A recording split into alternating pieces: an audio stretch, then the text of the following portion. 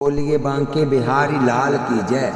अल्प समय में ही वह जर्जरित हो जाता है और दुर्दशा को प्राप्त कर मृत्यु की शरण में चला जाता है और भस्मीभूत हो जाता है। यहाँ पर हमने कथा छोड़ी थी, यहीं से शुरू कर रहे हैं। बुलबुला जैसे समुद्र में उत्पन्न होकर देखते ही देखते नाश को प्राप्त हो जाता है, उसी प्रकार ये शरीर भी उत्पन्न होकर पल भर में ही नाश को प्राप्त हो जाता है। जीवित रहता है तब तक संसारिक व्यवहार के मिथ्या कार्यों में ही वह व्यर्थ में भटका करता है। अज्ञान और भ्रांति रूप इस शरीर में बुद्धिमान पुरुष आस्था रखते नहीं। ये शरीर वासना रूप है, वासना के आधार पर ही ये रहता है। स्त्री पुत्र भाई मित्र सब वासना रूप है, सब परस्पर की वासना के बल पर टिके हुए हैं। सत्य तो ये है कि ना कोई स्त्री है, ना कोई पुत्र है, ना कोई भाई और ना ही कोई मित्र है। वासना का क्षय ब्रह्म ज्ञान के द्वारा होता है। मैं देह नहीं, मैं देह का नहीं, देह मेरी नहीं, ऐसा जिसकी समझ में आ जाता है वह महापुरुष शांति प्राप्त करता है। ऐसा महापुरुष ही उत्तम पुरुष है। देह की प्रत्येक अवस्था दुखमय है। बालक आसक्ति और न बोलने के कारण लाचार है। बालक छोटा दीन है, रोष और रुदन से वह बहुत कष्ट पाया करता है। तृष्णा लालच इत्यादि बालक को बहुत सताते हैं। अनेक प्रकार की चिंताएं और भाव बाल हृदय को पीड़ित करते हैं। बालक में घोर अज्ञान रहता है। बाल्यावस्था में विवेक न होने से जीव को बहुत क्लेश होता है। इसका मन अव्यवस्थित रहता है, अनेक गुना चंचल रहता है, अनेक निष्फल मनोरथ इसको तपाते हैं, दुख देते हैं। नित्य नए मन वांछित पदार्थ न मिले तो इसे सहन नहीं होता। बाल्यावस्था में शांति कहाँ? बाल्यावस्था शिक्षा प्राप्त करने के लिए ही है। जवानी में काम मनुष्य की छाती पर चढ़ बैठता है। अनेक प्रकार के भोग भोगने से तथा भोगों का संकल्प करने से उसका मन अतिशय बिगड़ जाता है, बुद्धि भी बिगड़ जाती है। अनेक प्रकार के दोषों से तथा विकारों से चित्त भर जाता है। जवानी में मनुष्य इंद्रियों का बहुत लाड करता है, इंद्रियों का गुलाम बन जाता है, अनेक प्रकार के मोह में फंस जाता है। यौवन असत्य है, फिर भी सत्य जैसा लगता है और थोड़े समय में ठिकाने लग जाता है। यौवन बाहर से मुख्यमय दिखता है, परंतु वास्तव में वह दुखमय है। वह क्षणिक पदार्थों में फंसाए रखता है और निरंतर असत्य चिंतन कराता है। अज्ञान के कारण यौवन में अंधकार छा जाता है, मनुष्य तब अंधा हो जाता है। भगवान सदाशिव सर्वशक्तिमान है, महासमर्थ हैं, फिर भी इस अज्ञान रूपी अंधेरे से डरते हैं। इसलिए ज्ञान रूपी चंद्रमा को उन्होंने धारण किया है। यौवन में मोह दुराचार कराता है, भ्रांति उत्पन्न कराता है, बुद्धि को भरमाता है। स्त्री को पुरुष का और पुरुष को स्त्री का वियोग असहाय बन जाता है। विरह में वह बहुत दुखी हो जाता है। पवित्र बुद्धि भी यौवन में अपवित्र हो जाती है, अशुद्ध हो जाती है। चित्त की वृत्तियां अत्यंत प्रबल बन जाती हैं। यौवन आदि व्याधि का घर है। यौवन मनुष्य को अमर्यादित बनाता है। धर्म की मर्यादाओं को वह गिनता नहीं। बहुत प्रयत्न से संग्रह किए हुए 7 गुण टल जाते हैं और अनेक दोष जागृत हो जाते हैं। यौवन मनोरथों को बढ़ाता है, राग द्वेष को बढ़ाता है, संताप बढ़ाता है, अशांति बढ़ाता है। और राम जी जी सुना रहे हैं दशरथ जी को और विश्वामित्र जी पास में बैठे। मन को पागल बनाता है। ऐसी युवावस्था से जो प्रसन्न होता है। ये राम जी किसके लिए कथा करते हैं? हम लोगों के लिए, हमको सुधारने के लिए कि जीव संसार में आया है, वो इस बात को समझ जाए। लेकिन भगवान तो सब कुछ जानते हैं, उनको पता है। जीवों के कारण ही भगवान धरती पर आता है और ज्ञान सिखाता है। वह बुद्धि वहीन है, पशु समान है। देह के सुख में जो लवलीन रहता है वह पशु की अपेक्षा, अरे कीड़े की अपेक्षा भी कनिष्ठ है। मनुष्य अज्ञान से और अभिमान से यौवन में आसक्त होता है और पीछे पछताता है। कोई भाग्यशाली जीव ही यौवन में विनय विवेक रख सकता है, 7 गुण टिका सकता है, सत्संग कर सकता है और प्रभु की भक्ति में चित्त जोड़ सकता है। बोलिए वृंदावन बिहारी लाल की जय। पुरुष स्त्री शरीर में, स्त्री पुरुष शरीर में लुभाते हैं। अरे स्त्री शरीर में क्या सुंदर है! ये तो मांस मज्जा की एक पुतली है, नाड़ी और हड्डियों का पिंजर है। वही बनाने वाला है, वही बता रहा है कि स्त्री में क्या है, पुरुष में क्या है। ऊपर से चमड़ी मार दी जाती है। चमड़ी अलग कर देने में आवे तो शरीर को देखने की भी इच्छा नहीं होती। वह बाहर से केश से और अंदर रुद्र से भरी हुई है। मोह के कारण वह रमणीय लगती है। चमड़ी, मांस, रुद्र और पानी पृथक करके स्त्री के नेत्रों को देखो तो उसमें क्या रमणीय पदार्थ है। मार्ग में हड्डियों का टुकड़ा पड़ा ही हो तो उससे बचकर चलते हैं। फिर इस देह जो हड्डियों से ही बना हुआ है, मनुष्य प्रेम करता है। स्त्री देह विकारों से भरी हुई है। वह पुरुष की बुद्धि में अत्यंत मोह उपजाती है, उसको परवश करती है, सन मार्ग से दूर हटाती है और अंत में नरक में धकेल देती है। कांता विषमता के समान है, विषय की पोटली है, अनेक दुखों को जन्म देने वाली है। विष रस भरा कनक घट जैसे स्त्री पुरुष को बंधन देने वाली है। कामदेव द्वारा फैलाया हुआ ये जाल है। कामदेव सुंदर स्त्रियों द्वारा कोमल मन को मथ डालता है। कामनी के पीछे काल होता ही है। स्त्री पुरुष शरीर को रोग, घबराहट और मृत्यु की ओर घसीट ले जाता है। स्थूल बुद्धि वाले पुरुष को प्रियाओं को बहुत लाड लड़ाते हैं, वे ही शमशान में सूखते हैं। इनके सुंदर देह को सियार और कुत्ते चूसते हैं, वे सियार और कुत्ते का भोजन बनते हैं। इनके सुंदर केश कला शमशान में वृक्षों के ऊपर भूरे रंग के चमक के बालों की तरह लटकते रहते हैं। ऊंट के अंगों का वन में जो संस्कार होता है वही कामनी के अंगों का भी होता है। इतना होते हुए भी बुद्धिमान पुरुष इसके पीछे क्यों दौड़ता है? भोग भोगने की वासना में इसकी बुद्धि जो मलिन हो जाती है। भोग केवल ऊपर ऊपर से ही सुंदर लगते हैं, वह सुख का आभास कराते हैं परंतु देते हैं दुख ही। भोग के त्याग से ही शांति मिलती है। बोलिए वृंदावन बिहारी लाल की जय। स्त्री का त्याग करने से जगत का त्याग होता है और जगत के त्याग से सुख प्राप्त होता है। इसलिए मुझे भोगों में आसक्ति नहीं रही है, मुझे तो परम आनंद की प्राप्ति करनी है।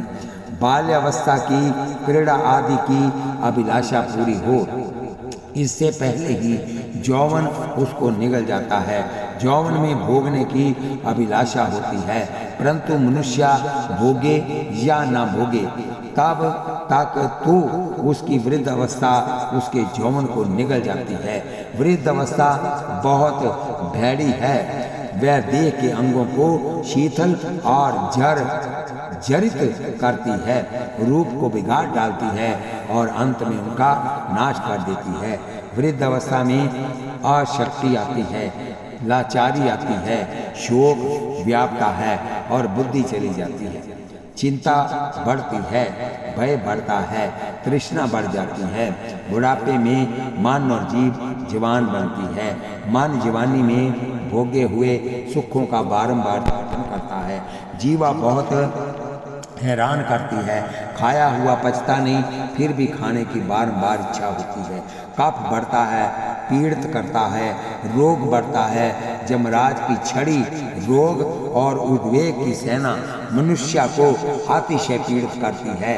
काल छाती के ऊपर चढ़ बैठता है और उससे इंद्रियां क्रिया रहित बन जाती हैं। लोग हंसी उड़ाते हैं, कोई सेवा करता नहीं।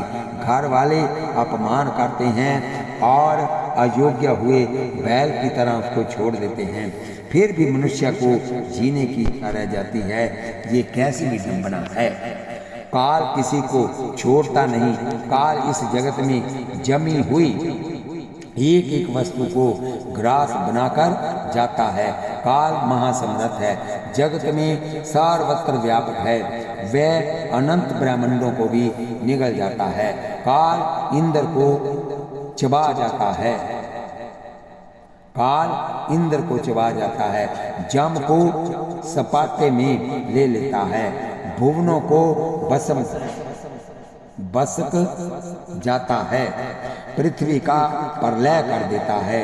वह समुद्र को सुखा डालता है, तारों को, सूर्य चंद्रमा को शून्य बना देता है, सिद्ध लोगों का भी नाश कर देता है। तो फिर पामर मनुष्य की क्या गिनती है। काल से कोई बच सकता नहीं। विद्वान अथवा अनपढ़, रूपवान अथवा कुरूप, धनपति अथवा दरिद्र, राजा अथवा रंक, पत्थर जैसा कठिन अथवा बाघ जैसा क्रूर, कोई भी काल की पकड़ से छूट सकता नहीं। काल जिसका नाश कर सके, ऐसा इस जगत में एक भी पदार्थ नहीं। काल बहुत क्रूर है, ये किसी के साथ भी प्रेम करता नहीं।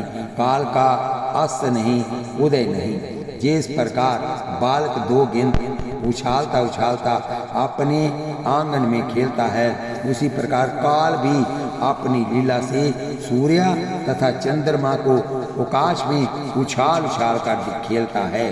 काल बहुत प्रबल है, वह अपना पेट भरने में ही तत्पर है। बोलिए वृंदावन बिहारी लाल की जय।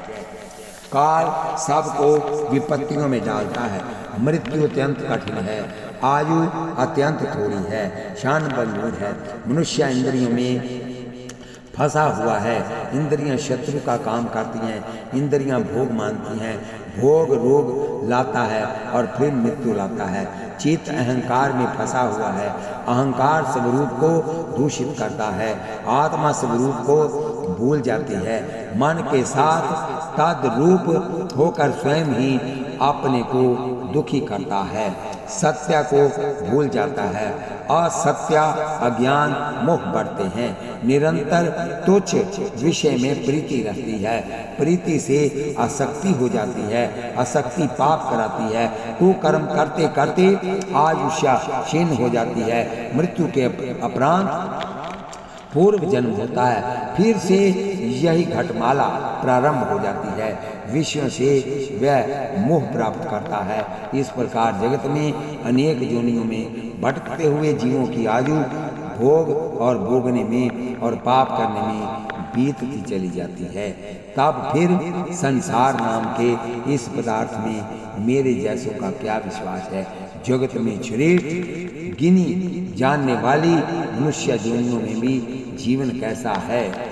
भर्तृहरि जी ने कहा है, मनुष्य का जीवन आज तो पूरा 100 वर्ष का भी नहीं। ऐसी अल्प जीवन का आधा भाग नींद में बीत जाता है, बाकी बचा आधा भाग अर्थात की चौथाई भाग बाल्यावस्था और वृद्धावस्था में व्यतीत हो जाता है। इन अवस्थाओं में मनुष्य को परतंत्र जीवन जीना पड़ता है। छोटी छोटी अवस्थाओं के लिए भी दूसरों पर आश्रित रहना पड़ता है। अब जो चौथे भाग की आयु शेष रही, वह वियोग के दुख में, रोग में, चिंताओं में के संताप में बीत जाती है। बाकी के समय में उसको उधर निर्वाह के लिए परिश्रम करना पड़ता है। मनुष्य को सत्कर्म करने के लिए कोई समय रहता ही नहीं। जीवन तो समुद्र में पानी का बुलबुला जैसा है, बिजली जैसा क्षणिक है, काल का निरंतर भय है। ऐसे जीवन में सुख कहाँ से प्राप्त हो सकता है? जीवन में सुख की आशा व्यर्थ है। बोलिए वृंदावन बिहारी लाल की जय। राम जी महाराज दशरथ से कहते हैं, पिताजी इस संसार में सुख कहाँ है, शांति कहाँ है? देखो पिता पुत्र को समझा रहा है। क्यों? कि वो जानता है अंदर से वो भगवान है और बाहर से दशरथ महाराज का पुत्र है। शांति कहाँ है? इस जगत का स्वरूप ऊपर से मनमोहक है, परंतु परिणाम में अत्यंत अप्रिय है। मानव इंद्रियों का गुलाम बन जाता है और इंद्रियां इसको गड्ढे में डाल देती हैं। कोई भी क्रिया करो, इसके परिणाम तो कलेश की ही शेष रहता है। जगत का संबंध मनुष्य को मीठा लगता है, परंतु अंत काल में वह काम आता नहीं। स्त्री पुत्र मित्र आदि सब ये व्यवहारिक रूपी माया है। जिस किसी भी प्रकार सबका सहज में एक स्थान पर एकत्रित कर्ण हो गया है, यात्रा में किसी तीर्थ में मनुष्य का कोई मेला हुआ हो, उसी के समान ये भी मेला है। मेला पूर्ण होने पर सब बिखर जाते हैं, कोई किसी के साथ जाता नहीं, सबको अकेले ही जाना पड़ता है। अरे जिसको अपना ही स्वरूप माना और जीवन भर जिसका खूब यत्न किया, वह देह भी साथ जाती नहीं और पीछे तो छोड़ी गई देह को भी घर से बाहर निकालने की सभी शिकरता करते हैं। जल्दी निकालो नहीं तो वजन बढ़ जाएगा। बोलिए वृंदावन बिहारी लाल की जय। भज गोविंदम भज गोविंद। जिस देह के साथ निरंतर प्रेम किया, उसी देह तथा पत्नी को भी छोड़ देना पड़ता है। इस जगत का सर्व संबंध झूठा है, कोई किसी के काम आता नहीं। बोलिए वृंदावन बिहारी लाल की जय। फिर भी मनुष्य समझता नहीं। समस्त जीवन में और मेरे ही हाय हाय से ऊंचा उठना नहीं।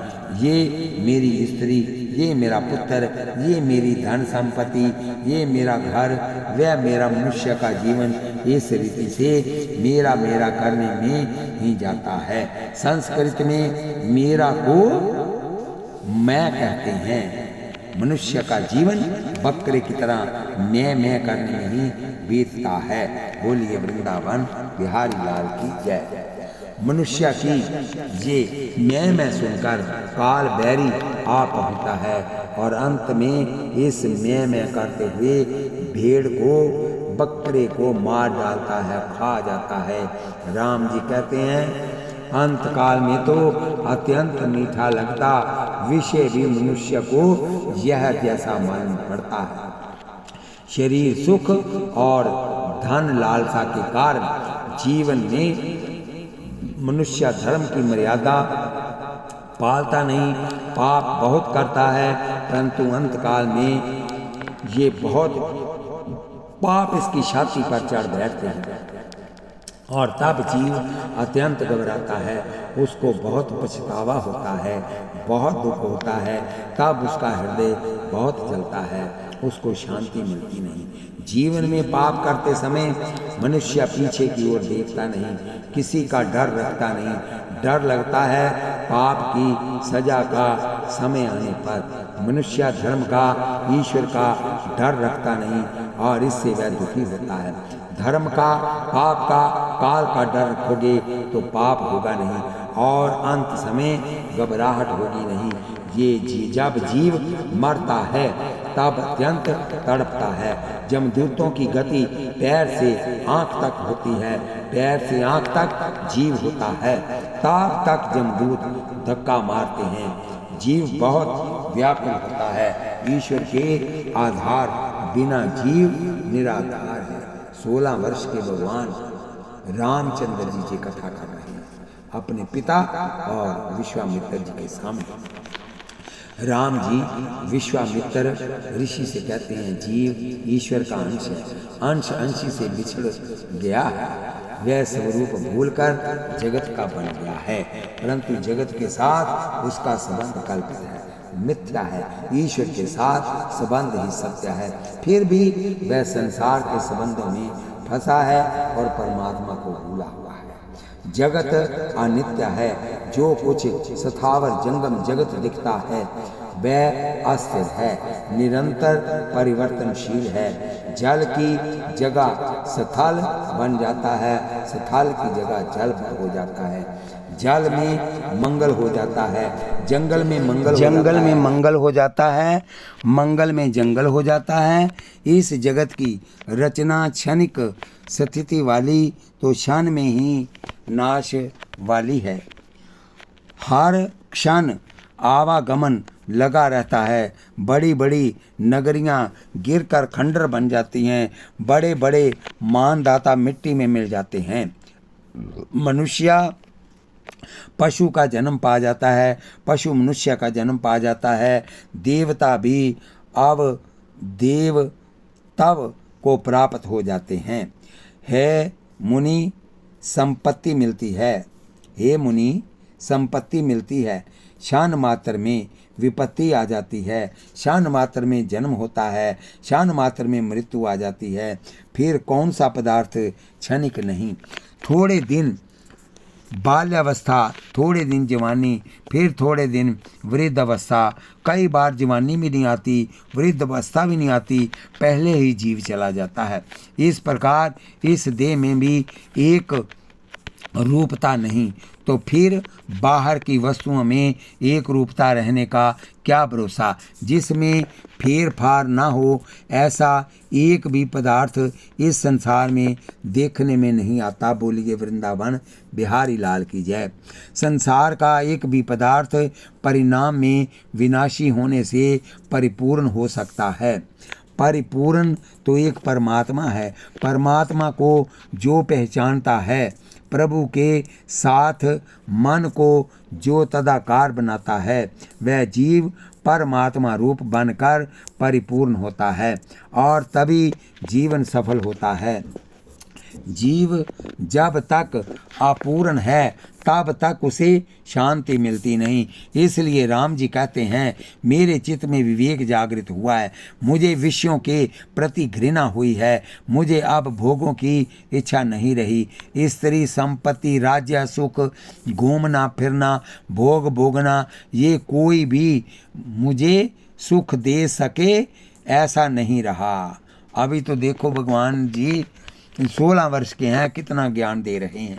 मेरे मन को शांति चाहिए, मेरा अहंकार गल गया है।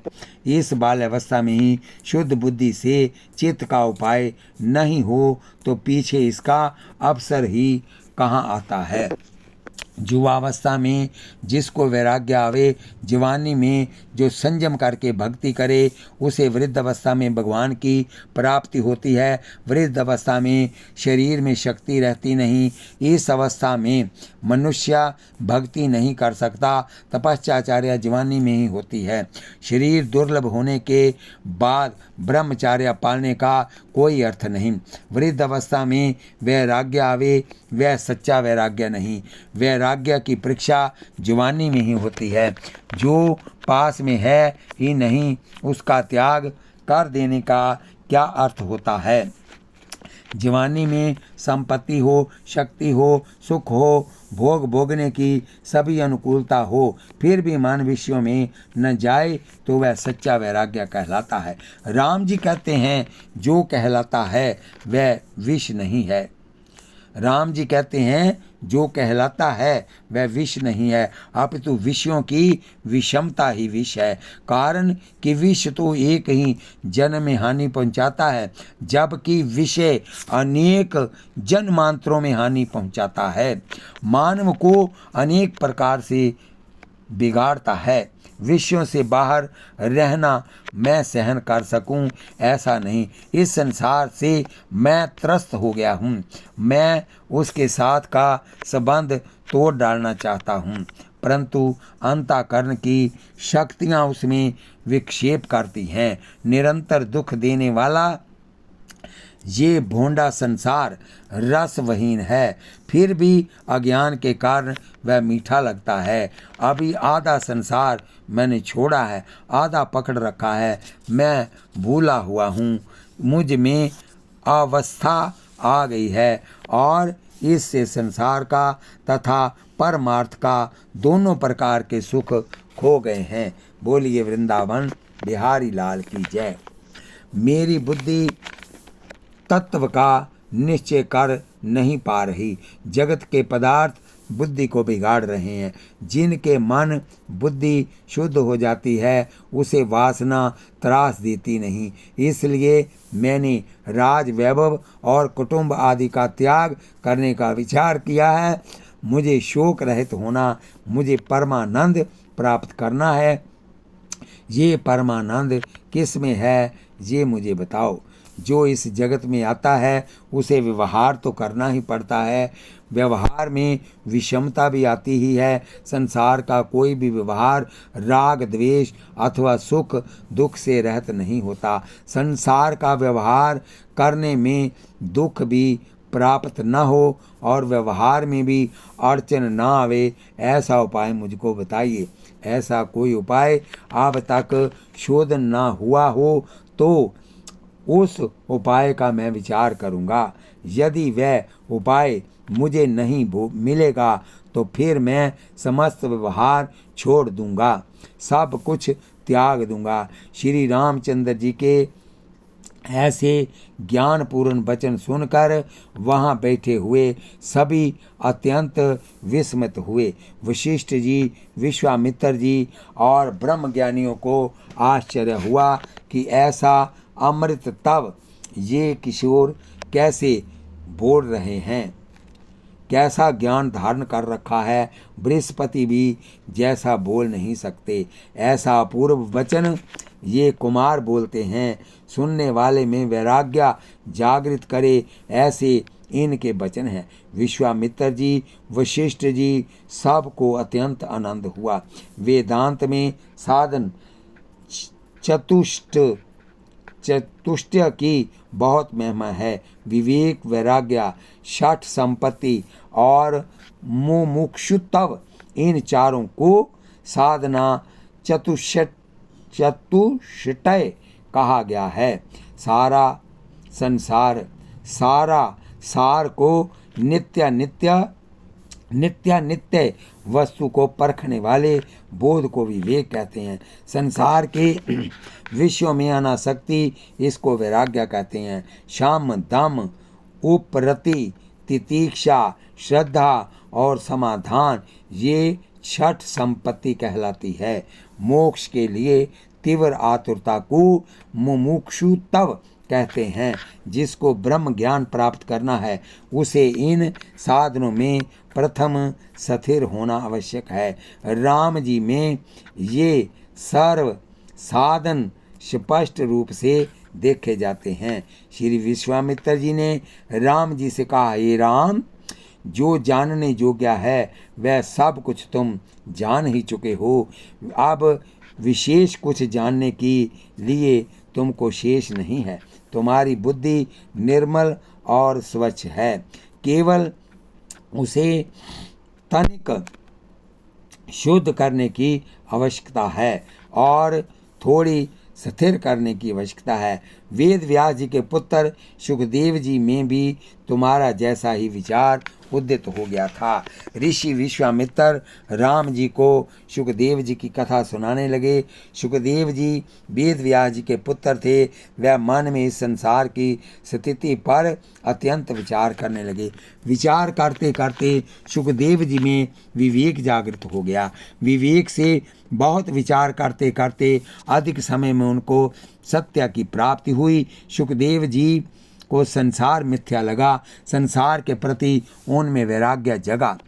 जिस प्रकार की परम सत्य प्राप्त होने से तुम्हारे अंदर भी आज वैराग्य जगा हुआ है, ये परम सत्य तुमने जिस प्रकार अपने आप ही प्राप्त किया था, परंतु उसमें जिस प्रकार तुमको विश्वास आया नहीं, उसी प्रकार सुखदेव जी को भी विश्वास नहीं आया। इससे उनकी बुद्धि स्थिर होती नहीं थी।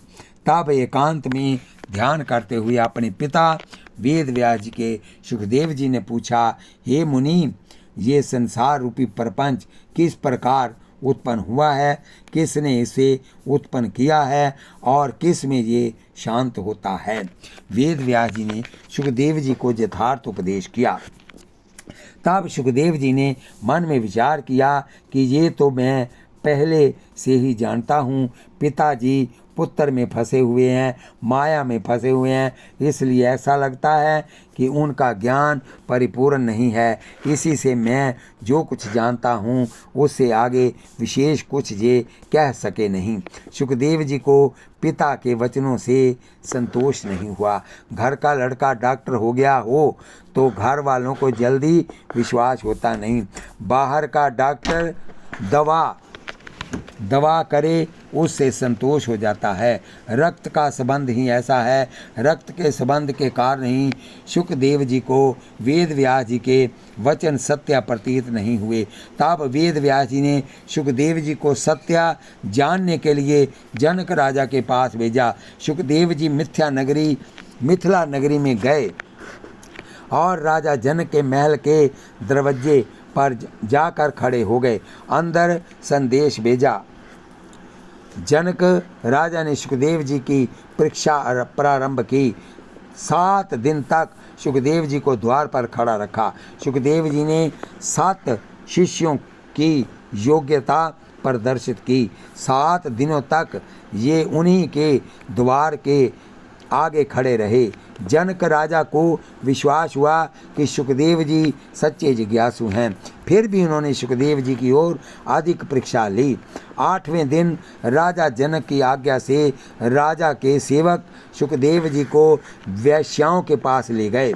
वैश्याओं ने मिष्ठांत, संगीत, नाच गान, हाव भाव तथा अनेक प्रकार के भोग पदार्थों से सुखदेव जी को ललचाने के लिए 7 दिनों तक अथक प्रयत्न किए, परंतु सुखदेव जी संपूर्ण रूप से निर्विकार रहे। सुखदेव जी जनक राजा की परीक्षा में उत्तीर्ण हुए। वह जितेंद्रिय थे, वीर राग थे। उनके अंदर सच्चा वैराग्य जागृत हुआ था। राजा बहुत प्रसन्न हुए। सुखदेव जी को बुलाकर पूछा, सुखदेव जी तुम्हारी क्या इच्छा है? बोलिए बांके बिहारी लाल की जय। सुखदेव जी ने जो प्रश्न व्यास जी से किया था वही जनक जी से किया। प्रत्युत्तर एक ही था। जनक राजा ने भी वही कहा जो व्यास जी ने कहा था। तब सुखदेव जी ने कहा, ये श्रेष्ठतम, प्रथम इस विषय को मैंने मिले हुए ज्ञान से जाना था। पीछे पिताजी के पूछने पर उन्होंने भी यही बात कही। तुमने भी वही कहा है, शास्त्र भी वही कहते हैं। इस दुष्ट संसार जैसा ही ये दुष्ट मन उत्पन्न हुआ है। मन है तभी तक संसार है। मन मर जावे तो संसार मिट जावे। मन मरने से मुक्ति मिल जाती है। ये जो मैंने जाना है, क्या वह सच्चा है? मेरा चित्त अविश्वास से भ्रमित हो रहा है। तुम्हारे वचनों में मेरा विश्वास है। तुम्हारे वचनों से मेरा अविश्वास नाश को प्राप्त होगा और मेरी बुद्धि स्थिर होगी। राजा जनक ने कहा, हे सुखदेव जी, इससे अधिक कुछ भी जानने को नहीं। जो कुछ जानने योग्य है वह तुमने स्वयं ही जान लिया है। बोलिए वृंदावन बिहारी लाल की जय। सर्वत्र एक अखंड चैतन्य रूप आत्मा को ही सता है। आत्मा बिन अन्य कुछ है ही नहीं। आत्मा स्वयं के संकल्प को लेकर ही बंधा हुआ है। संकल्प रहित हो तो वह मुक्त ही है। ये संसार संकल्प में से उत्पन्न हुआ है। तुमको तो संसार का एक भी भोग भोगने से पहले ही वैराग्य हो गया है। तुमको कोई इच्छा नहीं, कोई वासना नहीं, तुम्हारा कोई संकल्प नहीं। तुमको जैसी पूर्णता हुई है वैसी तो तुम्हारे पिताजी को भी प्राप्त हुई नहीं। अब तुमको दूसरा क्या जानने को बाकी है? तुम व्यास जी के पुत्र हो, फिर मेरे शिष्य हुए हो। मैं तुम्हारा गुरु हूँ। पिता की अपेक्षा गुरु अधिक है। जो प्राप्त करने योग्य था वह तुमने प्राप्त कर लिया है। हे ब्राह्मण, तुम मुक्त हो, इसलिए भ्रांति छोड़ दो। बोलिए वृंदावन बिहारी लाल की जय। यहीं पर हम कथा को विश्राम देते हैं।